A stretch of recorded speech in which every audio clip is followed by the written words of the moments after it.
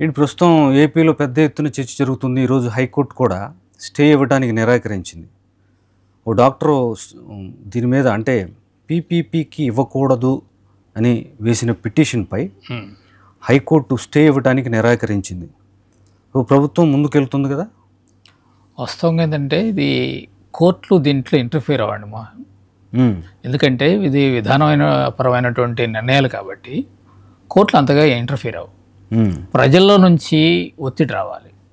అంటే ప్రజలు ఇది మంచిదా చెడా, ప్రజలకు మేలు జరుగుతుందా కీడు జరుగుతుందా అనేది ప్రజల్లో ఒక అవగాహన ఏర్పడి ప్రజలు స్పందించినప్పుడు దాని ప్రకారం ప్రభుత్వాలు నడుచుకుంటే తప్ప ఈ విషయంలో కోర్టుల జోక్యం అనేది పెద్దగా ఉంటుందని నేను అనుకోవడం లేదనమాట. ఈ పీపీపీ విధానం అనేది ఇప్పుడు కొత్తగా మనం వినబోతున్నాం అనమాట. గతంలో ఒకప్పుడు కేవలం గవర్నమెంట్ మెడికల్ కాలేజీలు ఉండేవి. గవర్నమెంట్ మెడికల్ కాలేజీలు అంటే పూర్తి పెట్టుబడి ప్రభుత్వం పెడుతుంది. అక్కడ ఏంటంటే విద్య ఉచితంగా, విద్యార్థులందరికీ ఉచితంగా విద్య వస్తుంది. ఆ తర్వాత ఏంటంటే అక్కడ ఉద్యోగాలు కూడా ప్రభుత్వమే ఇస్తుంది. ప్రజలకి వైద్య సేవలు కూడా ఉచితంగా జరుగుతాయి. టోటల్గా ఏంటంటే అన్నీ కూడా ఉచితంగా జరుగుతాయి అక్కడ. సరే, ఇప్పుడు విద్య, వైద్యం అనే మౌలిక విషయాలు, ఈ మౌలిక రంగాల పట్ల ప్రభుత్వం బాధ్యతతో ఉండాల్సిన అవసరం ఉంది. అయితే ఈ పీపీపీ విధానం తీసుకురావటం, ఏవైతే ప్రాథమికమైన ప్రజలకు అవసరమైన రంగాలకి పీపీపీని వర్తింపజేయటం అనేది ఎంతవరకు కరెక్ట్ అనుకుంటున్నారు? ఇది నష్టదాయకం అండి. అది పూర్తిగా నష్టదాయకం అనమాట. ఎందుకంటే ఇది ఏ విధంగా మేలు చేయట్లేదు. ఇప్పుడు నేను చెప్పినట్లుగా మెడికల్ కాలేజీలు 4 రకాలు ఉన్నాయండి. ఇప్పుడు ఈ వచ్చేదాంతో ఒకటి గవర్నమెంట్ మెడికల్ కాలేజీలు చెప్పినట్లుగా, అందులో అక్కడ పెట్టుబడి కానీ ఇదంతా కూడా గవర్నమెంట్ చూసుకుంటుంది. రెండోది ప్రైవేట్ మెడికల్ కాలేజీలు. ప్రైవేట్ మెడికల్ కాలేజీలు కూడా ఇన్వెస్ట్మెంట్ మొత్తం కూడా ప్రైవేట్ యాజమాన్యం పెట్టుకుంటుంది. అక్కడ సరే వైద్య సేవలు కొంత వాళ్ళకి ఫీజులు వేస్తారు పేషెంట్లకి. ఆ తర్వాత ప్రైవేటు ఎంప్లాయీస్ని పెట్టుకుంటారు. తర్వాత ఏమైందంటే మెడికల్ సీట్లు వచ్చేసరికి 50% ఆఫ్ సీట్స్ని కన్వీనర్ కోటాకి ఇస్తారు అక్కడ. కాబట్టి ఇక్కడ పీపీపీలో ఏమవుతుంది, ఇక్కడ కూడా ఏమవుతుంది, ఇచ్చేది 50% సీట్లే. కానీ ప్రభుత్వం ల్యాండ్ ఇస్తుంది, కొంత పెట్టుబడి పెడుతుంది, సౌకర్యాలు కల్పిస్తుంది. అట్లాంటప్పుడు ఇంక ఏ విధంగా మనకి ఇది ఉపయోగం? ప్రైవేట్ మెడికల్ కాలేజీ కన్నా ఇది ఏ విధంగా మనకు ఉపయోగపడుతుంది? చూస్తే ప్రభుత్వం పెడుతున్నటువంటి ఇన్వెస్ట్మెంట్ పూర్తిగా దండగా. ఎట్లా కాకుండా మీరు 10 కట్టలేకపోతే 5 కట్టండి. 5 కడితే అప్పుడు 5 కూడా పూర్తిగా 100% పబ్లిక్ ఉపయోగపడతాయి. 100% సీట్లు అక్కడ విద్యార్థులకు వస్తాయి. 100% సీట్లు మెరిట్ మీద ఇవ్వచ్చు. ఆ తర్వాత పబ్లిక్కి ఉచితంగా వైద్య సదుపాయాలు ఆయా కొన్ని లక్షల మందికి, వాళ్ళ పార్వతీపురం కానివ్వండి అట్లాంటి రిమోట్ ఏజెన్సీ ఏరియాస్ తీసుకున్నాం అనుకోండి, వాళ్ళకి ఉచిత వైద్యం కానీ ఇదంతా అందుతుంది. కాబట్టి ప్రభుత్వం చేస్తే అది ప్రజలకి మేలు అవుతుంది తప్ప ఈ పీపీపీ అనే దాంట్లో పూర్తిగా ఏంటంటే పెట్టుబడి చాలా వరకు ప్రభుత్వం పెడుతుంది, లాభాలు మాత్రం ప్రైవేట్ వాళ్ళకి వెళ్తాయి.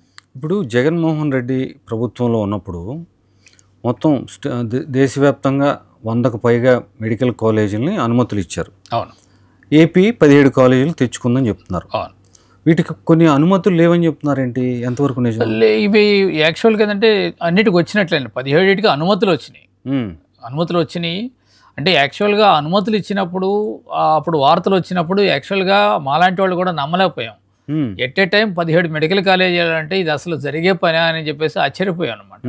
అట్లాంటిది అదే 2 years back at a time మనకి 5 మెడికల్ కాలేజీలు ఇనాగ్రేట్ అయినాయి. 5 మెడికల్ కాలేజీ సీట్లు వచ్చినాయి, అడ్మిషన్ జరిగినాయి.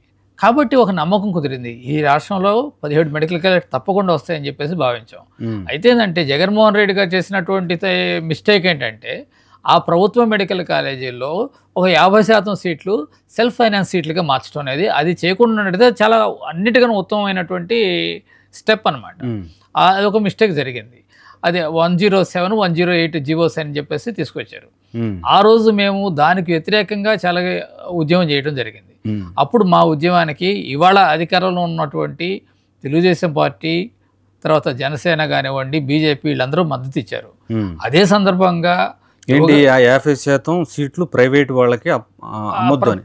ప్రైవేట్ వాళ్ళకి కాదు అమ్మేది, ప్రభుత్వమే అమ్ముతుంది. అదే ప్రభుత్వం ప్రైవేట్ అమ్ముతుంది. సీట్లు అనుకోవటమే కదా.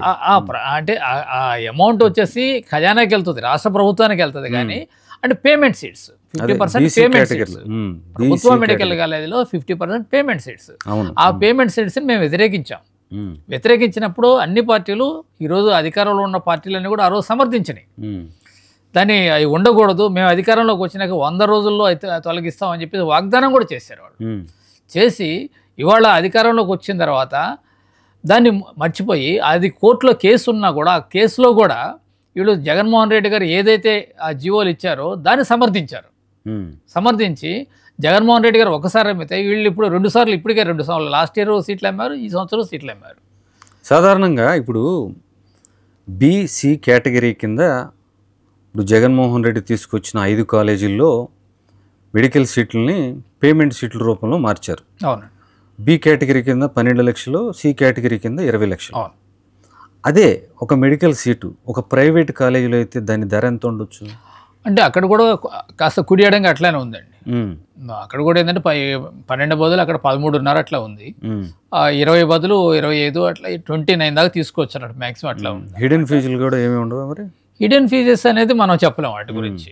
అంటే ప్రైవేట్ మెడికల్ అసలు అంటే డిమాండ్ని బట్టి ఉంటుంది. అంటే బి కేటగిరీకి ఏముండదు, సి కేటగిరీ దగ్గర కొంత డిమాండ్ని బట్టి హిడెన్ ఫీజెస్ అనేది అక్కడ కూడా ఉంటుంది. ఇంకోటి ఏంటంటే అక్కడ కొంత బ్లాక్ మనీ కూడా తీసుకుంటారు. గవర్నమెంట్ కాలేజీలో బ్లాక్ మనీ తీసుకోరు.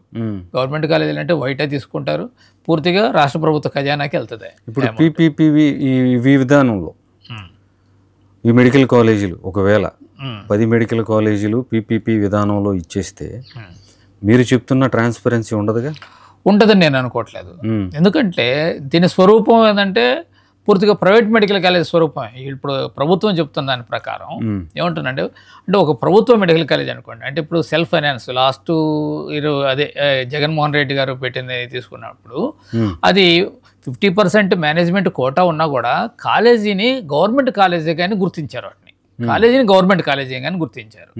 గవర్నమెంట్ డాక్టర్లు ఉంటారు, గవర్నమెంట్ డాక్టర్లు ఉంటారు, ఫ్రీ వైద్యం జరుగుతుంది అక్కడ. ప్లస్ ఆ కాలేజీని కూడా గవర్నమెంట్ మెడికల్ కాలేజీ అని అంటారు దాన్ని. దానివల్ల ఏంటంటే గవర్నమెంట్ మెడికల్ కాలేజీలో ఉన్నటువంటి సీట్లలో 15% ఆఫ్ సీట్స్ని మనం ఆల్ ఇండియా కోటాకి ఇవ్వాలి.